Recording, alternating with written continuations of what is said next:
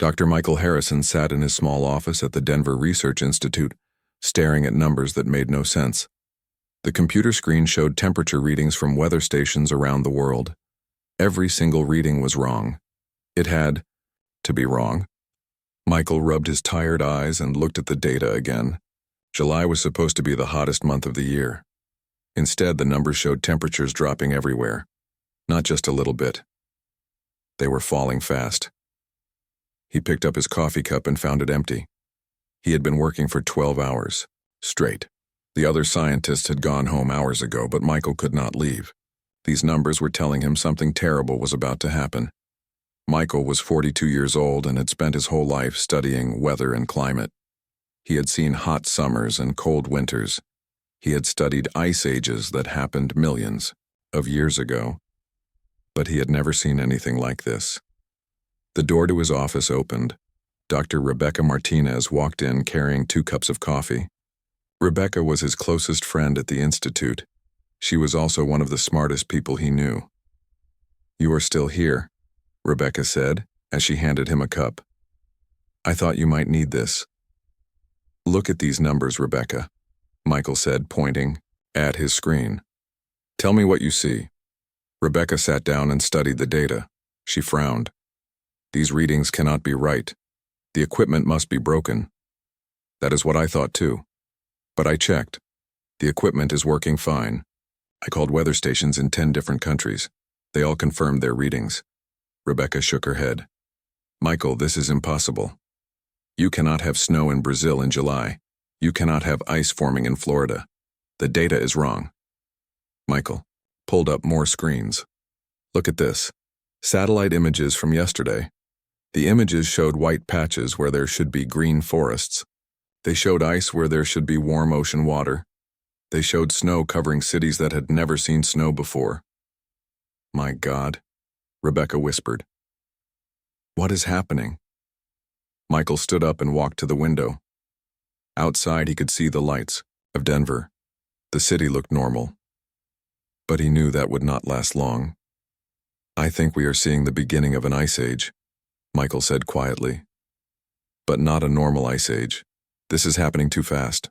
Way too fast." Rebecca laughed, but it was not a happy laugh. "Ice ages take thousands of years to develop, Michael. They do not happen in a few weeks." "I know what I am looking at, Rebecca. The planet is cooling down fast.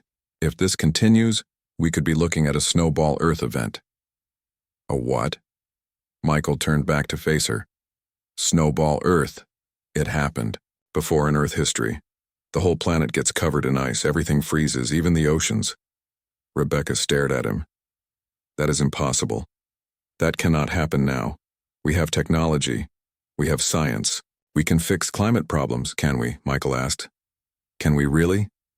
The next morning, Michael woke up to find snow falling outside his apartment window. In July. In Denver. He had lived in Denver for 20 years and had never seen July snow. He drove to work through streets covered in white. Other drivers looked confused and scared. Nobody understood what was happening. At the Institute, Michael found Rebecca already at her computer.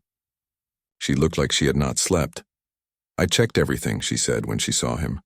"I called every weather station I could find. I talked to scientists in 12 countries. They are all seeing the same thing." "And what is that?" "Temperature. Drops everywhere. Snow in places that never get snow. Ice forming where it should not form." "Michael, I think you might be right." Michael sat down at his desk. His phone was already ringing. News reporters wanted to talk to him. Government officials wanted answers. Everyone wanted to know what was happening to the weather. "We need more data," Michael said. "We need to understand what is causing this." "I already started," Rebecca said. "I am looking at atmospheric data, solar radiation levels, ocean temperatures, everything I can find." They worked together all day. The more data they collected, the worse things looked. The Earth was cooling down at a rate that should have been impossible. By afternoon, the snow outside was getting heavier. The temperature had dropped 20 degrees since morning.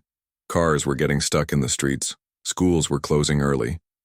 "Look at this," Rebecca said, pointing at her screen. Ocean temperatures are dropping. The Gulf Stream is slowing down.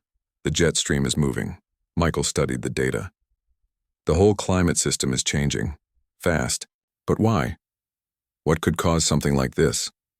Michael thought about it. Remember the volcano that erupted in the Pacific last month? Mount Kalia. It put a lot of ash into the atmosphere. You think that caused this? Maybe. Volcanic ash can block sunlight. That cools the planet. But usually the effect only lasts a few months.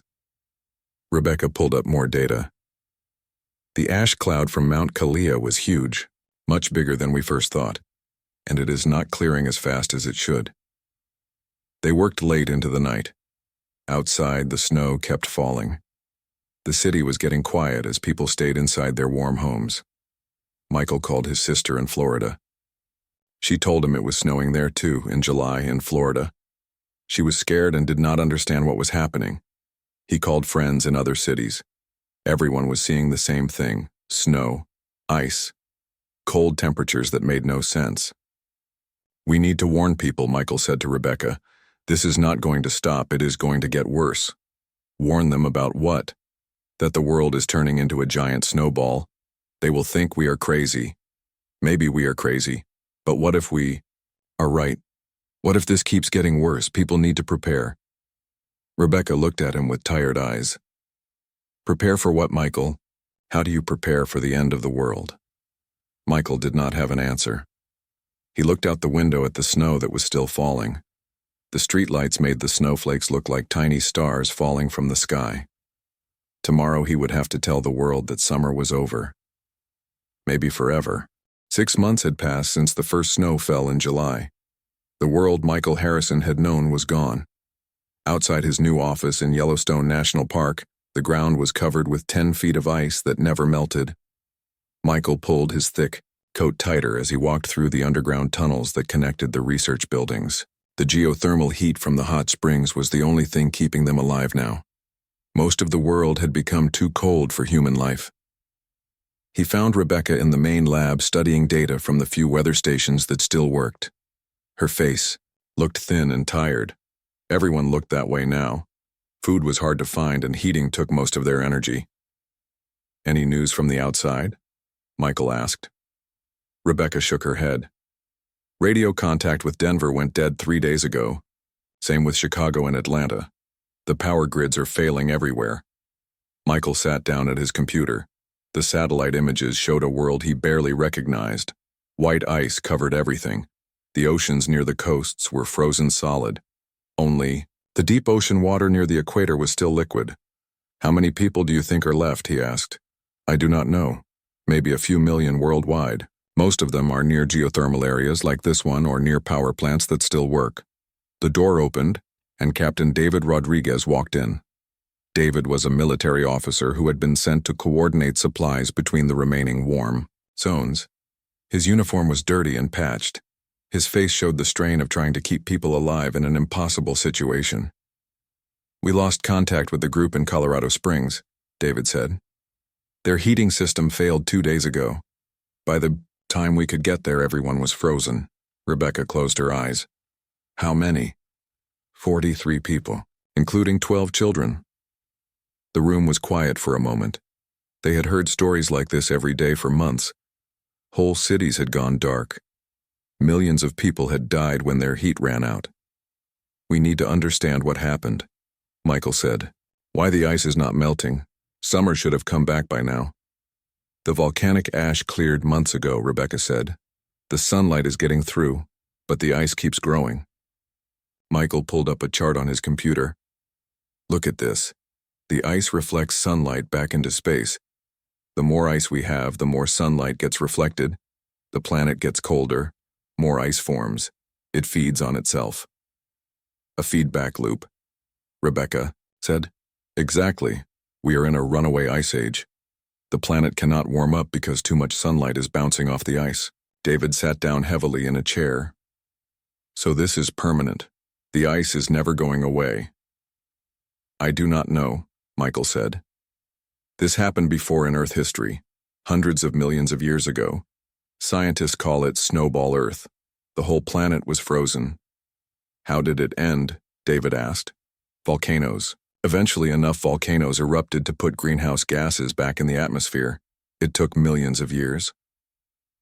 We do not have millions of years, Rebecca said quietly. Through the radio, they heard reports from other survivor groups. A community near a coal power plant in Wyoming had lasted 4 months before their fuel ran out. A group of scientists in Antarctica were doing better because they knew how to live in the cold, but even they were running low on supplies. Emma Foster was the engineer who kept their heating systems running. She worked 18 hours a day making sure the geothermal pumps kept working. Without her, they would all be dead. The system is holding, Emma reported during their daily meeting, but we are pushing it hard. If we lose one of the main pumps, we will be in trouble.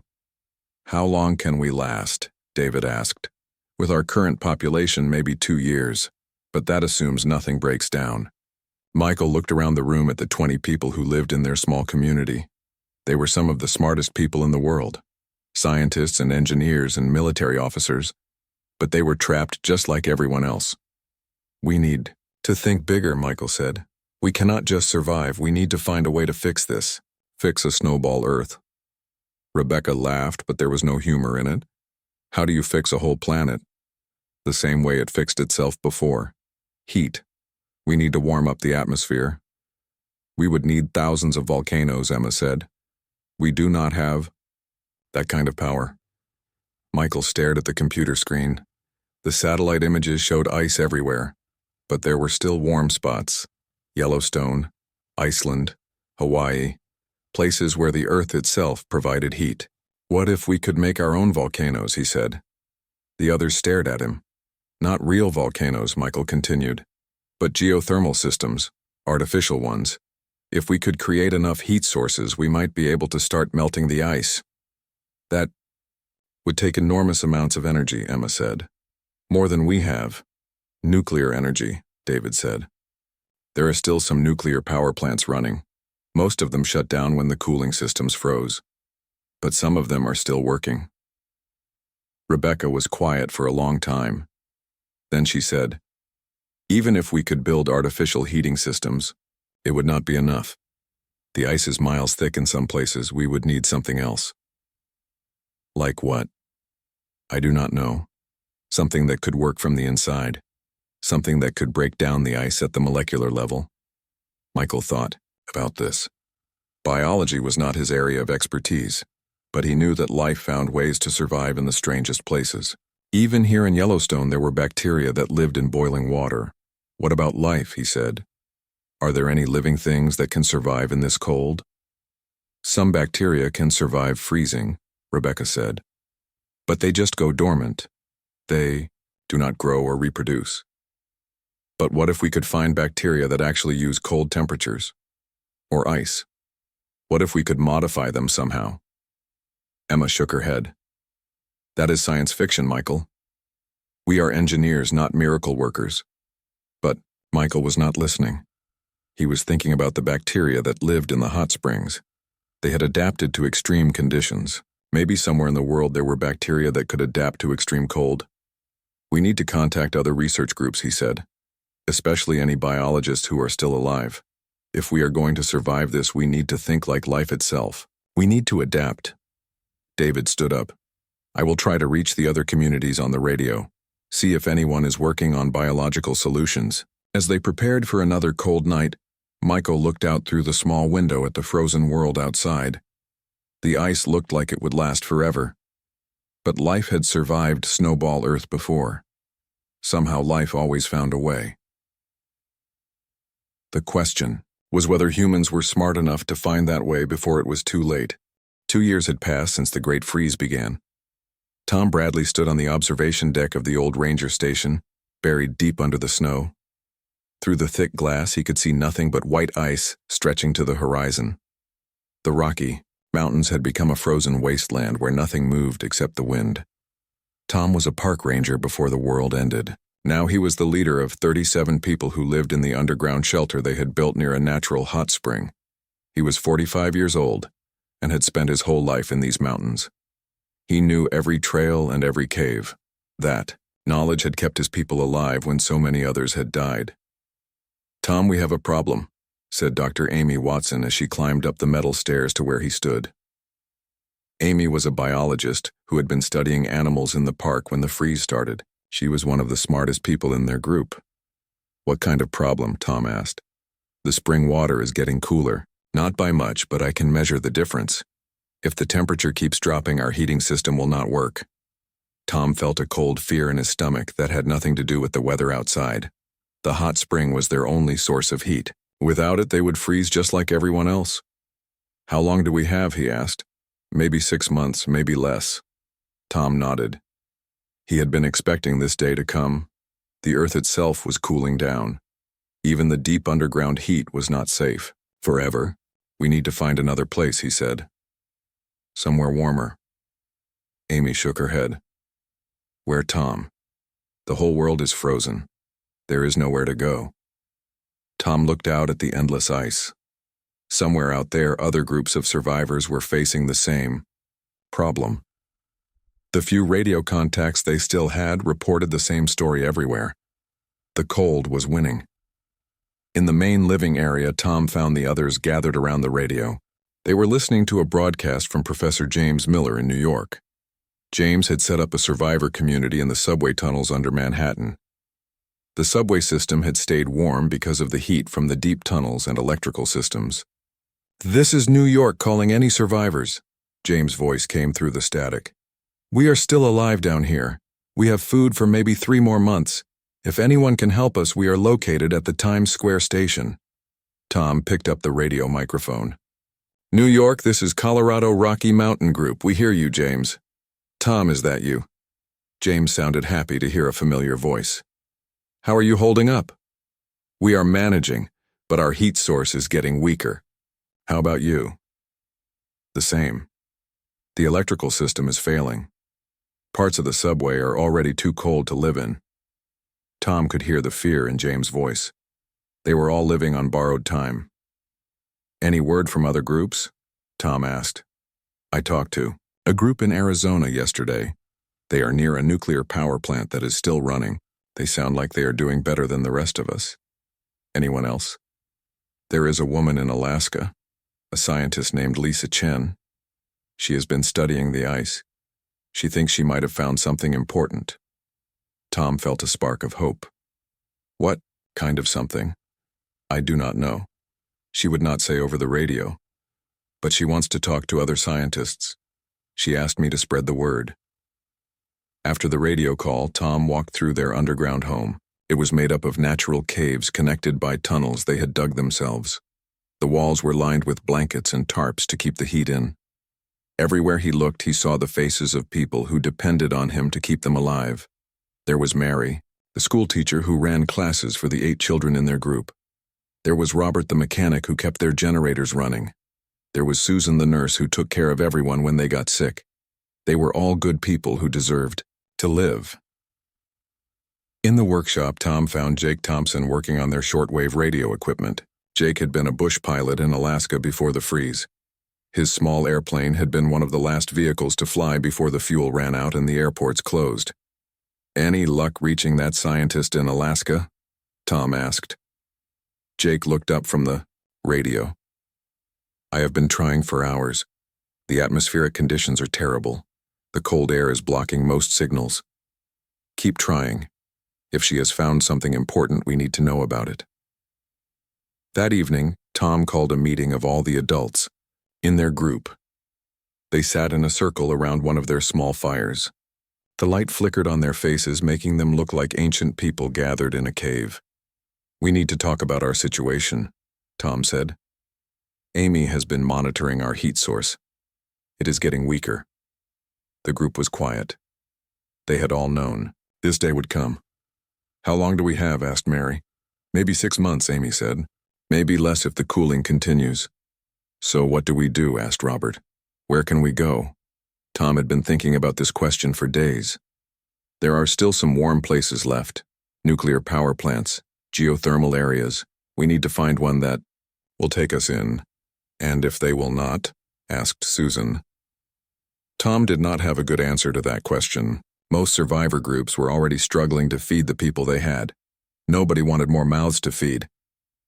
"There is something else," Jake said. "I finally made contact with that scientist in Alaska, Lisa Chen. She wants to talk to any biologists we might have." Everyone looked at Amy. She was their only scientist. "What does she want to talk about?" Amy asked. She would not say much over the radio, but she mentioned something about bacteria. Special bacteria that can live in extreme cold. Amy sat up straighter. "What kind of bacteria?" "I do not know. She wants you to call her back tomorrow morning when the radio conditions are better." Tom felt that spark of hope again. Maybe somewhere in the frozen world someone had found an answer. Maybe there was still a way to fight back against the ice. "We will try to reach her tomorrow," Tom said. "In the meantime, we need to start planning our move. If our heat source fails, we need to be ready." Later that night, Tom stood watch alone at the observation deck. The stars were brighter than he had ever seen them. The cold, clear air made them look like diamonds scattered across black velvet. It was beautiful in a terrible way. He thought about his life before the freeze. He had loved these mountains then. Now they were his prison. But somewhere out there, other people were still fighting to stay alive. Scientists were still working to find answers. Tomorrow, Amy would talk to the woman in Alaska. Maybe she had found something that could help them all. Maybe there was still hope. Tom pulled his coat tighter and watched the stars. He would keep his people alive as long as he could. That was all any of them could do now. 3 years after the world froze, Dr. Rebecca Martinez wiped sweat from her forehead as she worked in the hot laboratory deep inside the Palo Verde nuclear power plant in Arizona. The nuclear reactor was one of the few power sources still running in North America. Its heat kept 200 survivors alive in the middle of a frozen desert. Rebecca had changed a lot since her days in Denver. Her hair was gray now and her hands were rough from years of hard work. But her mind was still sharp. She had been studying samples of bacteria from the plant cooling systems. What she found had given her the first real hope in 3 years. "Kevin, come look at this," she called to Dr. Kevin Park, who was working at another lab bench. Kevin was a marine biologist who had been studying ocean life when the freeze started. Now he was her partner in what might be humanity's last chance for survival. Kevin walked over and looked through the microscope. "What am I looking at?" he asked. "Bacteria from the cooling pond." "But look at the temperature readings." Kevin checked. The thermometer next to the sample dish. -10 degrees. These bacteria are living and growing in ice. Not just living, Kevin. They are eating the ice, breaking it down into water and releasing heat in the process. Kevin stared at her. "That is impossible. No bacteria can do that." "These can. I've been watching them for weeks. They are actually using the ice as food. And when they digest it, they produce compounds that raise the temperature around them." Rebecca showed him chart after chart of data. The bacteria were not just surviving in the frozen conditions, they were thriving. And everywhere they grew, the ice melted just a little bit. "Where did they come from?" Kevin asked. "I think they evolved here, in the reactor cooling systems. The combination of radiation and extreme temperature changes must have caused them to mutate into something new." Kevin sat down heavily. "Do you understand what this means, Rebecca? If these bacteria can melt ice and we could spread them into the atmosphere, we could start a chain reaction. The bacteria would eat the ice in the air, the ice would melt, the planet would start to warm up." They looked at each other with excitement and fear. They might have found the key to saving the world, but they also knew how dangerous it could be. If they were wrong, the bacteria could make things worse. "We need to test this more," Kevin said. "We need to be absolutely sure before we tell anyone else." While Rebecca and Kevin worked in Arizona, another group was preparing their own desperate plan. In the Pacific Northwest, engineer Mark Stevens had spent 2 years building something that nobody thought was possible. Mark stood in the control room of his secret project buried deep in the mountains of Washington state.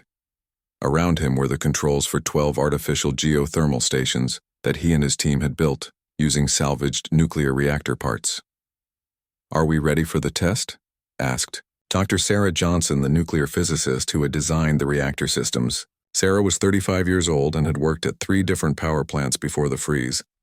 She was the only person Mark trusted to handle the dangerous nuclear technology they were using. "As ready as we will ever be," Mark replied. "Ben, are your people in position?" Ben Carter was the leader of the local survivor community. He had helped Mark build the stations by organizing teams of workers from the surrounding area. Now he was responsible for making sure everyone was safe during the test. "All the communities within 50 miles have been warned," Ben said. "If something goes wrong, they know to get as far away as possible." Mark looked at the control panel. 12 lights showed that all the artificial geothermal stations were online and ready. Each station was basically a small nuclear reactor designed to heat the ground around it. If his plan worked, they would create a warm corridor across the mountains that could melt the ice and allow plants to grow again. "Sarah, what is the worst thing that could happen?" Mark asked. "Nuclear meltdown at all 12 sites. Radiation poisoning for anyone within 100 miles. Or we could trigger earthquakes. Or the reactors could explode. And the best thing that could happen, we create enough heat to start melting the ice. Maybe enough to change the local climate. Maybe enough to give other communities hope." Mark took a deep breath. "Start the sequence." Sarah began pushing buttons on the control panel. Deep underground nuclear reactions began to generate enormous amounts of heat. The ground temperature around each station started to rise. For the first hour, nothing seemed to happen. Then the instruments began to show changes. The ground temperature within a mile of each station rose above freezing for the first time in 3 years. "It is working," Ben said, watching the readouts. "The ice is actually melting." Meanwhile, in Alaska, Lisa Chen was making her own discovery. Lisa had been studying the ice sheets that covered most of North America. She had found something in the ice that nobody expected. Lisa was working in a small heated shelter built next to a research station that had been abandoned when the freeze started. She had stayed behind when everyone else evacuated because she believed the ice held secrets that could save humanity. Through her microscope, she looked at samples of ice taken from different depths. The deeper ice was older. It had formed in the first months of the freeze. But even in that ancient ice, she found something amazing. Bacteria. Not dead bacteria, but living bacteria that had been frozen for 3 years and were still alive. When she warmed the samples, the bacteria began to grow and multiply. "This changes everything," she said to herself. Life had found a way to survive even in the heart of the ice sheets. And if life could survive, maybe it could also fight back. Lisa began radio calls to every scientist she could reach. She told them about the bacteria in the ice. She told them that life was still fighting even in the frozen world. Her calls reached Rebecca in Arizona. When Rebecca heard about the bacteria in the ice, she knew they had found the missing piece of their plan. "Kevin, we need to contact that engineer in Washington, Mark Stevens. If he can create heat sources and we can spread our bacteria, the two systems might work together." "You mean combine artificial heat with bacterial ice melting?" "Exactly. The heat melts the ice locally. The bacteria spread through the melted areas and continue the process. It could create a chain reaction that spreads across the continent." Kevin looked worried. "Or it could create a disaster that kills everyone." Rebecca stared out the small window at the endless ice that surrounded their refuge. "Everyone is going to die anyway, Kevin. The power plants are failing. The food is running out, the heat sources are getting weaker. We have maybe 2 years left. So we gamble everything on bacteria and artificial volcanoes. We gamble everything on the idea that life wants to survive. That is what life does, Kevin. It finds a way." That night, Rebecca sent radio messages to every survivor community she could reach. She told them about the bacteria. She told them about Mark Stevens' artificial geothermal project. She told them that for the first time in 3 years, scientists had a plan to fight back against the ice. The response was immediate. Communities that had not talked to each other in months began coordinating their resources. Scientists shared data across thousands of miles. Engineers began planning how to build more heating stations, but they all knew they were running out of time. If their plan was going to work, they had to act soon. The ice was still growing stronger every day, and winter was coming again. The day they launched their plan, the world held its breath. Rebecca Martinez stood in the control room of the Palo Verde nuclear plant, watching numbers on screens that would determine the future of humanity. Around her were scientists and engineers from dozens of survivor communities connected by radio. Everyone was working together for the first time in 4 years. Arizona to Washington, are you ready? Rebecca spoke into the radio microphone. Mark Stevens' voice came back through the static. All 12 geothermal stations are online. We are ready to begin full-power heating. Alaska to Arizona, came Lisa Chen's voice from thousands of miles away. I have bacteria samples prepared for release at 6 locations along the ice sheet. Rebecca looked at Kevin Park, who was monitoring the bacterial cultures they had prepared. Millions of ice-eating bacteria were ready to be released into the atmosphere using modified aircraft that Jake Thompson and other pilots had somehow kept flying. Colorado to Arizona. Tom Bradley's voice joined the radio network. Our people are ready to spread bacteria samples at mountain locations. We have teams at 12 different sites. Rebecca felt the weight of responsibility on her shoulders. They were about to release unknown bacteria into the atmosphere while creating artificial heat sources across the continent. If they were wrong, they could make the situation worse. If they were right, they might save the world. Everyone listen carefully, Rebecca said into the radio.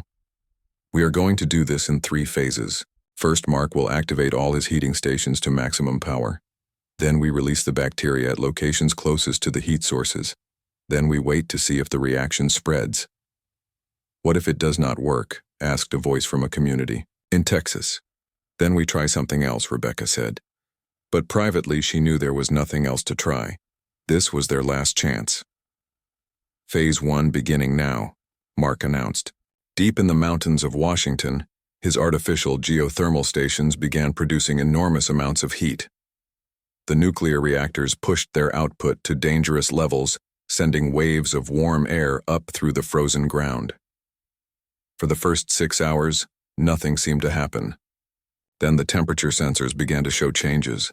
The ground temperature within 5 miles of each station rose above freezing. Snow began to melt.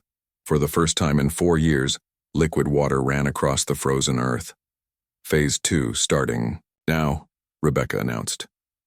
Across North America, small aircraft and ground teams began releasing bacterial samples into the air and onto the melting ice. The bacteria had been specially treated to survive the extreme conditions and to reproduce quickly when they found ice to feed on.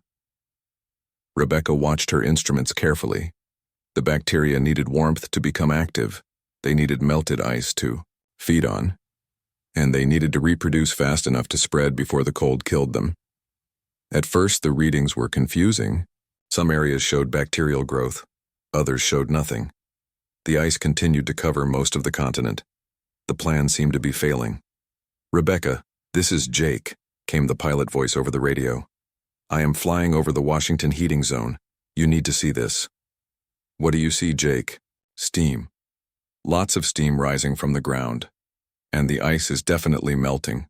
I can see bare ground for the first time in years. Rebecca felt her heart beat faster. Are you sure? I am sure. There are patches of brown earth showing through. The white. The bacteria must be working. Over the next few days, the reports came in from all over the continent. The bacterial samples were growing and spreading, but slowly. The artificial heat sources were melting ice in small areas, but the overall temperature of the planet was still dropping. It is not enough, Kevin said as he studied the data. The bacteria are working, but the reaction is too slow. The ice is still reflecting too much sunlight. We need the effect to spread faster. Rebecca was about to give up hope when Dr. Amy Watson called from Colorado with unexpected news. Rebecca, you need to hear this. Our bacteria samples have started doing something strange. What kind of strange? They are releasing gases into the air, not just heat but actual greenhouse gases, carbon dioxide and methane. The atmosphere above our release sites is getting thicker. Rebecca understood immediately. The bacteria are not just melting ice, they are changing the atmosphere, making it better at trapping heat. Exactly. And the effect is spreading.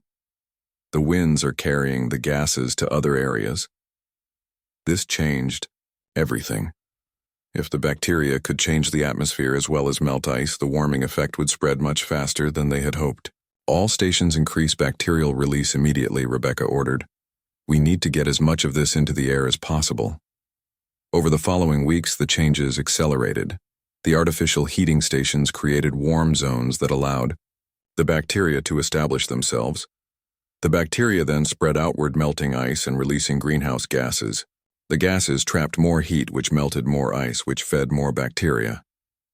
6 months after they started the plan, Jake Thompson was flying over areas that had been solid ice for 4 years. Below him, he could see rivers running with liquid water. He could see patches of green where plants had begun to grow again. Arizona, this is Alaska. Lisa Chen's voice was excited over the radio. The ice sheet is breaking up. I can hear it cracking. Huge chunks are falling into the ocean. Colorado to all stations, Tom Bradley reported. We have our first rainfall in 4 years. Actual rain, not snow. The temperature here reached 60 degrees today. Rebecca could hardly believe the reports. Their desperate plan was working. The planet was beginning to warm up again. But the recovery was not easy. Most of the world's cities were buried under ice and would take decades to uncover. The population of the Earth had dropped from billions to perhaps 1 million survivors scattered across the continents. Katie Miller, who had taken over leadership from her father, Professor James Miller in New York, was organizing the rebuilding effort. She coordinated between survivor communities to share resources and knowledge. We cannot go back to the way things were, Katie announced during a radio conference with leaders from around the world.